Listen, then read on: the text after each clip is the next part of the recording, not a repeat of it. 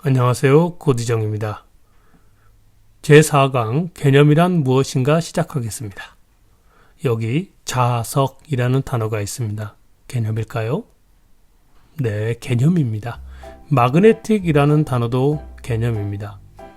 영어를 전혀 모른다면 그 사람에게는 개념이 아니겠지요. 그렇지만 여러분께서 이 단어를 아신다면 당연히 여러분 머릿속에서 마그네틱은 개념입니다. 백텀쉐라는 단어는 어떨까요? 발음하기 어려웠습니다. 개념이 아닙니다. 한글로 표기되기는 했어도 어떤 의미도 없기 때문입니다. 이 단어는 어떨까요? 한국인이라면 아마도 이 단어를 읽으실 수 있는 분이 거의 없으실 것입니다. 어떤 이에게는 개념이며 또 어떤 이에게는 개념이 아닙니다. 이 단어는 태국어로 자석이라는 뜻의 단어입니다. 그러므로 태국인에게는 개념이며 태국어를 모르는 한국인에게는 개념이 아닙니다. 비유해서 말하자면 압축이 풀리지 않는 동영상, 코덱이 없는 동영상 같은 것입니다. 이 단어를 눈으로 봤어도 귀로 들었어도 머릿속에서 복제되지 않습니다. 슈퍼 이끌림은 아일릿의 신곡 마그네틱 가사에 포함된 단어입니다. 옛날에는 치명적인 매력 같이 표현하는 게 보통이었던 것 같습니다. 그런데 슈퍼 이끌림이라니. 시대와 문화가 변화가면서 생기는 변화를 느낄 수 있어서 저는 이 표현을 듣고 이거 정말 재밌네 라는 생각이 들었습니다. 신조어이기는 해도 아주 커다란 매력이라는 의미로 역시 개념입니다. 데뷔하자마자 파격적인 인기를 끌고 있는 걸그룹 아일릿은 어떨까요? 아일릿 팬들에게는 당연히 머릿속에서 의미를 만들어내므로 아일릿은 개념입니다. 아일릿을 전혀 모르는 사람들에게는 개념이 아니겠지요. 그런 분들은 적어도 아일릿 팬들에게는 아일릿이라는 단어에 대해 개념이 없는 사람이 되겠습니다. 개념은 논리의 시작입니다. 논리학의 출발점입니다. 그런데 이 단어의 뜻에 대해 상당히 혼란스럽습니다. 사람들이 어떻게 잘못 이해하고 있으며 개념의 참된 의미가 무엇인지 살펴보겠습니다. 표준 국어 대사전 나오셨습니다. 표준 국어 대사전은 개념을 세 가지로 정의합니다. 그중 하나는 어떤 사물이나 현상에 대한 일반적인 지식입니다. 개념을 설명하는 데 동원된 사물, 현상, 일반적이라는 말이 사실 의미적으로 모호하기 때문에 개념 자체의 의미도 쉽게 납득되지 않습니다. 다른 하나는 이렇게 되어 있습니다. 개념이란 여러 관념 속에서 공통된 요소를 뽑아내어 종합하여서 얻은 하나의 보편적인 관념, 언어로 표현되며 일반적으로 판단에 의하여 얻어지는 것이나 판단을 성립시키기도 한다라고 사전은 설명합니다. 평범한 한국인이 이해할 수 없는 해설입니다. 사전 편찬자가 개념의 뜻을 제대로 알지 못했으리라 추정해 봅니다만 이런 식의 의미로는 논리 혹은 논리학에서 한 걸음도 앞으로 나아가지 못합니다. 어떤 개념에 대해서는 그런 식의 설명이 타당할지도 모르겠습니다. 그러나 적어도 논리학에서 말하는 개념은 그런 게 아닙니다. 어렵게 생각하는 것도 질병이죠. 이 질병이 어디에서 전염되는지는 몰라도 더 이상 확산시키지 말도록 해요. 개념은 그저 단어입니다. 인간 머릿속에서 의미를 만들어내는 단어, 그것이 개념입니다. 예전에 누군가 저한테 철학이 어렵고 어려울 수밖에 없는 이유가 그 까닭이 철학이 개념의 학문이기 때문이라고 말했습니다. 옛날에는 저도 그렇게 생각했던 것 같아요. 하지만 좀 더 생각해보니 이상한 거예요. 개념이 아닌 학문이 있나요? 있다면 말씀해 주십시오. 철학이든 과학이든 기술이든 예술이든 인간의 모든 지식은 개념 학문입니다. 모두 단어로 이루어졌거든요. 우리는 너무 심오하게 생각하는 버릇이 있는 것 같습니다. 개념은 그저 단어입니다. 다만 단어 하나 떠올렸다고 의미 전부가 머릿속에 새겨지는 것은 아니기 때문에 의미의 윤곽을 만들어낸다라고 이해하는 게 좋겠습니다. 임마누엘 칸트의 입장입니다. 어떤 단어가 머릿속에서 의미의 윤곽을 만들어내지 못한다면 그 단어는 전혀 모르는 외국어 단어이거나 한국어라면 아직 경험하지 못해서 전혀 모르는 단어일 것입니다. 자, 다시 한번 살펴보겠습니다. 사과라는 단어입니다. 개념입니다. 물건이며 눈으로 그 형태를 감각할 수 있다는 특징이 있습니다. 과일 개념입니다. 감각되는 물건들을 포함해서 추상명사입니다. 인권은 어떤가요? 이 단어는 감각이 없는 추상명사입니다. 당연히 개념입니다. 국어 사전의 정의에서 보자면 이렇듯 감각이 없는 추상명사만 개념인 것 같지만 그렇지 않다는 사실을 위해서 이미 설명했습니다. 저작권이라는 단어, 네, 전문 용어입니다. 당연히 개념입니다. 역시 감각이 없는 추상명사입니다. 예제를 통해 알아본 것처럼 개념이란 머릿속에서 의미를 만들어내는 단어를 뜻합니다. 개념이란 이렇게나 쉬운 단어였습니다. 추상명사만 개념인 것으로 오해했다면 아까도 말씀드렸지만 그것은 난의 병이라는 질병에 감염돼 있었기 때문입니다. 항난해제 처방이 필요합니다. 이제 그만 어렵게 생각하고 쉽게 생각해 봐야지 라는 단순한 의지만 있으면 저절로 낫습니다. 고집 부려서 얻을 게 없습니다. 논리에서 개념의 기능은 의미의 윤곽을 제공하는 것입니다. 그리고 나중에 다른 단어와 연결될 것입니다. 아까 살펴본 단어들이 어째서 우리에게 개념이 되었을까요? 우리가 그 단어를 알기 때문입니다. 우리가 그 단어를 공부했기 때문입니다. 철학적인 표현으로 바꿔 표현한다면 우리가 그 단어를 경험했기 때문입니다. 그래서 사람마다 개념의 있고 없음이 다릅니다. 알미, 공부가, 경험이 각자 다르기 때문입니다. 이런 점만 보더라도 세상은 논리적으로 이루어진 게 아닙니다. 경험에 따라 다양한 의미를 가질 뿐입니다. 그런데 앞선 예에서 살펴본 것처럼 단어마다 윤곽이 다릅니다. 구체적인 물건을 가리키는 단어의 경우 머릿속에서 제법 뚜렷하게 그 윤곽을 떠올릴 수 있습니다.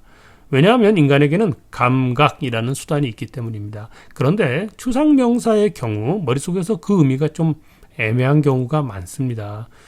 의미의 윤곽이 뚜렷한 개념, 그런 단어 위주로 생각을 표현하면 커뮤니케이션 하는데 아주 이롭습니다.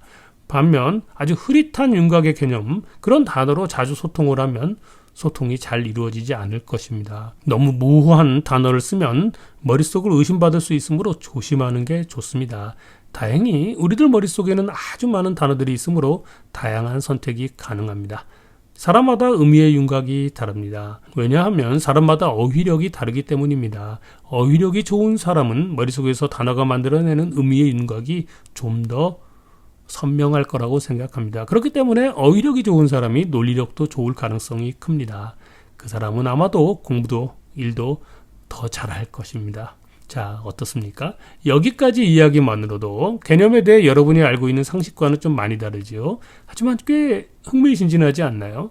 이렇게 논리가 어렵지 않고 명쾌합니다. 논리는 인간 공통입니다. 그래서 쉽고 단순하고 명쾌할 수밖에 없습니다. 개념에 대해서 다음 3가지를 기억하기로 해요. 이것을 잘 기억하는 것만으로도 추론이나 논증을 잘 못해도 충분히 논리적인 사람으로 논리왕으로 인정받을 수 있을 것입니다. 고지정이 직업으로 하는 일이 무엇인가를 설명하고 설득하는 글을 쓰는 일입니다. 그런 논리적인 글을 20년 동안 아마도 수천 건 이상 써왔던 것 같습니다. 그런데 제 논리적인 능력을 향상시키는데 진짜 도움이 됐던 것은 그런 수천 개의 글, 문서, 책이 아니었습니다. 단어였습니다. 어휘력이었습니다. 아래의 3가지 개념의 특징이었습니다. 이런 특징을 깨닫게 되자 논리, 논리학 이런 것의 진정한 의미를 알게 됐던 것 같아요. 불과 몇 년 전의 일입니다. 그래서 개념이 중요한 겁니다. 살펴볼까요? 첫째, 개념은 크기가 있습니다. 모든 개념은 크기를 갖습니다. 시각적인 크기가 아니라 의미의 크기입니다. 어떤 단어는 의미의 크기가 작습니다. 비슷한 뜻이어도 어떤 단어는 의미의 크기가 큽니다. 승용차보다는 자동차가, 철학보다는 인문학이, 물리보다는 과학이, 소설보다는 문학이 더 큰 의미를 갖습니다. 크기를 잘 알고 구별하는 사람이 논리적인 사람입니다. 사과는 감각적인 물건이잖아요. 이런 개념은 크기 파악에 어려움이 없습니다. 성인임에도 이런 단어의 크기를 분별하지 못하면 바보가 되지요. 과일은 사과보다는 의미의 크기가 큽니다. 과일 안에 사과가 포함되기 때문입니다. 이렇듯 다양한 크기를 갖는 물건이 그 개념에 포함되는 것을 잘 분별하는 것만으로도 우리의 상식과 지식이 만들어집니다. 인권이라는 개념은 어떨까요? 이런 추상적인 개념의 크기는 사람마다 정말로 다릅니다. 어떤 이는 인권을 굉장히 중요하게 생각할 수 있지 않겠습니까? 그런 사람에게는 이 단어가 갖는 의미의 크기는 매우 클 것입니다. 반면 인권을 그다지 중요하게 생각하지 않는 사람들도 있을 것입니다. 그런 사람에게는 이 단어의 의미 크기는 작아집니다.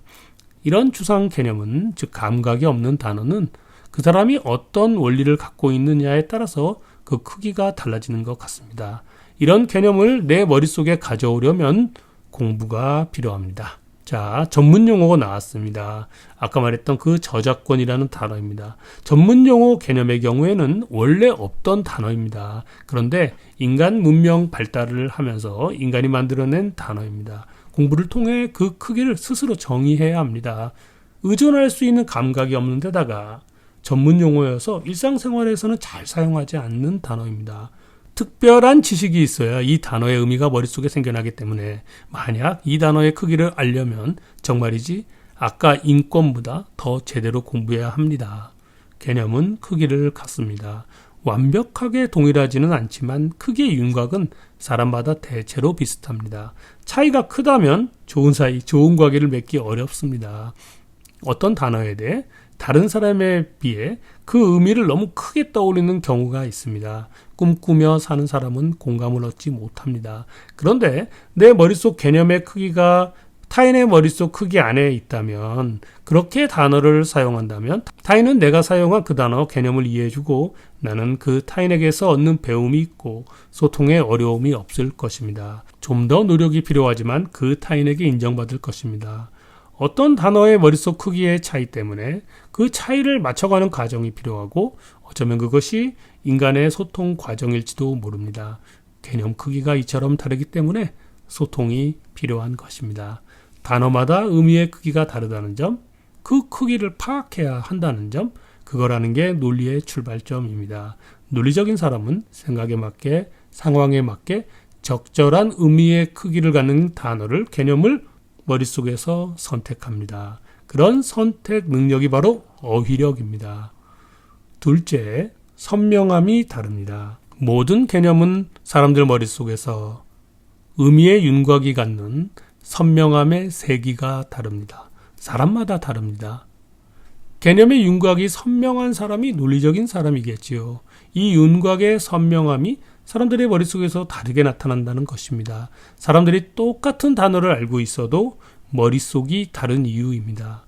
우리는 지금 머릿속에 있는 단어의 의미를 생각하는 중입니다. 같은 단어여도 경험, 공부, 지식의 차이에 의해 사람들 머릿속에 그 의미의 윤곽이 달라진다는 이야기입니다. 그 단어를 들어보기는 했으나 그 단어가 어떤 의미인지 전혀 모르는 경우, 이런 경우 윤곽이 거의 없는 거겠지요.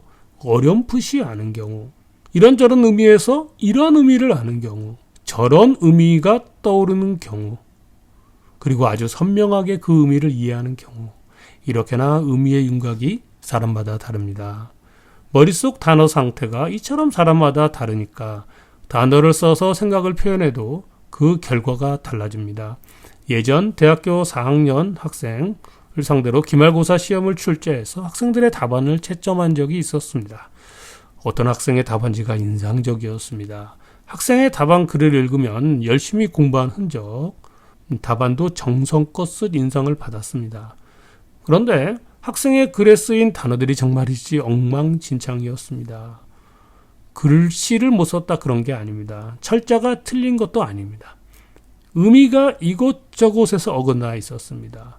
선명함의 세기가 너무 나빴습니다. 이 학생은 공부할 때 단어의 의미를 디테일하게 기억하려는 게 아니라 분명하게 그 의미를 알려고 하는 것이 아니라 대충대충 그런 것이려니 하면서 공부했던 것입니다. 그러면 좋은 성적을 받을 수 없습니다. 의미가 선명한 단어들이 논리적인 설명을 만들어냅니다. 논술 시험도 마찬가지입니다. 근거와 주장이 무엇이든 먼저 사용된 단어가 제대로 쓰였느냐가 선행돼야 합니다. 단어의 윤곽이 머릿속에서 선명하지 않으면 그 사람이 쓰는 단어가 용법의 의미에 맞지 않을 가능성이 매우 큽니다. 단어가 잘못 선택되었는데 어떻게 좋은 결과가 나오겠습니까? 직장 생활에서 직면한 문제를 해결할 때 우리는 문제를 명확히 이해하고 확실한 솔루션을 찾으려고 합니다. 애매모호한 단어로 문제를 표현하면 답이 나오지 않습니다. 이런 일은 보고서를 쓸 때에도 마찬가지죠. 모든 보고서에 사용되는 단어는 그 의미가 선명해야 합니다. 그러려면 보고서 작성자가 그 단어의 의미를 명확히 알고 있어야 하는 것이겠지요. 명확한 단어가 근거를 더 근거 있게 어필합니다. 결국 또 어휘력의 문제가 생깁니다. 기억하죠? 어휘력, 어중간한 뜻으로는 안 됩니다. 어떤 단어를 머릿속에 보관할 때 쉽고 명확하게 이해해서 보관해야 한다는 말씀입니다. 단어를 어렵게 이해하는 것이 위험한 까닭은 머릿속에서 선명함이 생기지 않기 때문입니다. 의미의 선명함이 생기지 않습니다. 단어를 공부할 때 가급적 가능한 한 쉽고 명확하게 자기가 이해하기 좋게 좀 뭔가 말을 바꿔서 가급적 자주 사용하는 일상 언어로 풀어서 이해할 필요가 있습니다. 셋째, 개념은 소속이 있습니다. 개념은 머릿속에 저장되어 있습니다. 무수히 많은 단어가 우리들 머릿속에 있잖아요. 그런데 기묘하게도 경험할수록 공부할수록 그냥 무질서하게 있는 게 아니라 단어 사이에 어떤 질서가 있다는 것을 알 수 있습니다. 예컨대 과일이라는 단어에는 사과, 배, 복숭아 등 아주 많은 단어가 속하잖아요. 다시 말하면 어떤 단어는 다른 큰 의미의 단어에 소속됩니다. 아까 큰 개념이었던 과일도 나무의 요소라는 더 큰 개념에 속합니다. 개념 집합은 무엇인가의 부분 집합입니다. 과일은 나무가 아닌 음식이라는 집합에 속할 수도 있습니다. 이렇듯 단어는 여기저기 다르게 소속될 수 있습니다. 여기서 간단한 질문. 자, 배터리, 엔진, 조향장치, 모터, 변속기라는 단어가 있습니다. 이 5개의 단어, 다 개념입니다. 5개의 개념. 전기 자동차라는 개념 집합에서 잘못 소속된 단어는 무엇일까요? 생각해 보십시오. 네, 답은 엔진입니다. 전기 자동차에는 엔진이 없습니다. 엔진은 가솔린, 디젤, LPG 등의 화석 연료를 사용하는 자동차에만 있습니다. 물론 변속기도 전기 자동차에 없을 수 있지만 있을 수도 있습니다. 단어들의, 즉 개념들의 이런 특징이 있다는 것을 논리학의 아버지 아리스토텔레스가 몰랐을 리 없지요. 이런 특징을 아리스토텔레스는 그리스어로 게노스, 에이도스, 한자어로 유와 종 이렇게 번역되는 분류, 범주 체계를 정리했습니다. 현대의 인류는 집합 개념을 발견해서 더욱 체계화했거든요. 그래서 아리스토텔레스의 이론을 공부할 것도 없이 전문가가 아니라면요, 집합 개념으로 이해해도 좋습니다. 즉, 개념은 한 개 이상의 어느 집합의 원소입니다. 지금까지 개념이란 무엇인가를 주제로 제법 디테일하게 살펴봤습니다. 개념은 그저 단어이고 별것도 아닌 것 같지만 이것을 잘 알고 유념하는 것이야말로 논리적인 사람으로 거듭나는 지름길입니다. 주위에 비논리적인 사람이 있고 그 사람에게 뭔가 조언해보고 싶다고요? 아니면 여러분 자신의 논리력을 향상시키고 싶다고요? 그러시면 먼저 어휘력을 진단해 보십시오. 개념을 점검하십시오. 단어를 어떻게 기억하고 사용하고 있는지 주의 깊게 살펴보십시오. 정리해 보겠습니다. 개념에 대해 우리가 꼭 알아야 하는 3가지가 있었습니다. 첫째, 모든 개념은 크기가 있습니다. 알맞은 크기의 단어를 사용하십시오. 둘째, 모든 개념은 사람들 머릿속에서 저마다 선명함이 다릅니다. 가급적 더 선명한 의미의 단어를 사용하십시오. 일반적으로 개념의 의미적 크기가 커질수록 선명함의 세기는 작아집니다. 대체로 눈으로 볼 수 있는 개념들은 의미의 크기가 작고 그 윤곽은 선명합니다. 의미의 크기를 키우다 보면 눈으로 볼 수 없게 되는데, 그러니까 추상적이 되는데, 그러면 선명함의 세기는 작아지게 마련입니다. 알맞은 크기, 적절한 선명함으로 소통하는 게 좋겠죠. 그런데 예외적으로 의미의 크기가 아주 큼에도 그 의미가 머릿속에서 선명하게 나타날 수도 있습니다. 그것이 철학자의 개념, 위대한 사상가들의 단어 사용법이겠지요. 논리적인 사람이 되려면 아는 단어의 수가 많아야 합니다. 막연히 단어를 외워서 될 문제가 아닙니다. 적절한 크기, 선명한 윤곽으로 머릿속에 보관되어 있어야 하거든요. 그런데 어떻게 하는 게 좋을까요? 제 경험으로 말씀을 드린다면은 사전을 두루 보는 게 좋습니다. 다양한 사전, 외국어 사전도 좋습니다. 그런데 국어 사전을 보면 뜻풀이가 어려운 경우가 매우 많습니다. 그동안 우리말의 변화가 심했기 때문이며 서양 지식을 수입하는 과정에서 일본을 거쳤기 때문입니다. 예문을 보십시오. 다양한 예문에서 단어의 의미적 크기와 윤곽을 획득하는데 도움을 얻습니다. 위키 논문 책에서도 큰 도움을 얻을 수 있겠지요. 우리가 그 단어를 일상생활에서 어떻게 사용하는지, 그 단어가 일상 언어가 아니라면은 똑같은 의미로 일상 언어로는 어떻게 사용하는지 생각하면서 어휘력을 키우는 게 좋습니다. 셋째, 모든 개념은 저마다 소속이 있었습니다.